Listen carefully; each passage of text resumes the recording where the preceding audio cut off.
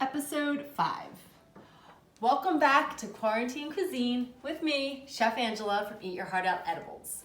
Can you believe it? We're 5 episodes in. I'm having a lot of fun doing this, if you can't tell, because I have no life at this point. So, per the usual, we sip on our quarantini. Cheers. And then the second set of rules, since we're in quarantine, is if the food doesn't smell bad, if it doesn't have any mold on it, and it's not past expiration, we use it. And of course, without being said, we wash our hands to the point of sandpaper consistency, which I have done. So today, I rummaged through my pantry, and what I found was a can of tuna and some potato chips, which hopefully you all have. So I thought I'd make tuna grinders. My mom always made them growing up, tuna fish sandwich with some on bread with some cheese in the oven. But since we don't have any bread today, I'm going to stuff mini peppers. So it's actually kind of low carb. So you can use regular sized peppers or little ones. I'm gonna do little. You just cut them in half. And sometimes the little guys don't even have seeds. But if they do, like the one pepper doesn't and this one does, just scoop out the seeds. We'll walk over to the sink real quick. And set them aside. And then open up your can of tuna, or if you have canned chicken, that will work fine too. And we're gonna throw this into the bowl. And I have a couple secret ingredients, I guess you could say, that I always add to my tuna. So I like to use white tuna, that's just a preference, packed in water, not oil, but again, use what you have, because I know everyone's not going to the store as much now. Actually, how many of you guys have been to the store with your mask and gloves on? Use a spoon. It's not fun. You can't breathe. Also, no one knows if you're smiling or if they're miserable. But safety first, right? Okay, so tuna fish in the bowl. And then I add a little bit of salt, some pepper. I add some sugar. Don't judge me. About a tablespoon of white sugar. And then I add my first secret ingredient, a splash of dill pickle juice. Kind of takes the place of the vinegar I would normally add.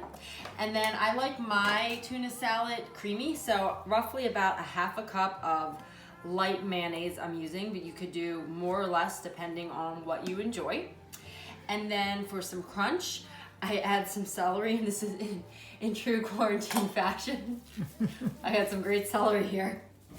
I would say, depending on how much you like, and this isn't even that crunchy, I would say a stick of celery or a half a stick. I'm gonna use a half, finely minced up. It's even bad, this is great. All right, mince it, add it in, give it a good stir, and then what I always did, and I'm sure you guys did too whenever you ate sandwiches, I like to shove chips in them. But since we do not have any bread to make a sandwich, I am going to get potato chips, which I think you all have, and I'm gonna crumble it into the tuna fish mix. So that way you'll get a little crunch in your tuna without the bread. So mix it. And then, wash my hands off a bit, you're going to stuff your peppers. And then I have off to the side some Swiss cheese that I sliced right before I started, but you can use any cheese you have on hand. And you're gonna just throw these on a baking sheet. Again, my oven is heated to 450, or you could just put the broiler on. And then we're gonna stick these over here. And throw the cheese on top. And then walk over to the magic oven.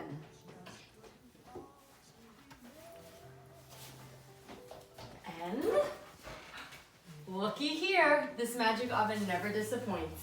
I have one ready to go. Boy, they smell really good too. Guys, so I'm gonna put them on my plate so you can see the full effect. Ooh, hot, be careful. Here we go, guys. A crispy, crunchy tuna grinder stuffed pepper. So, shall I try one? Here we go, they're so cute too. Oh, and the pepper gets all roasty. It's really good. Hope you like my recipe. Bye.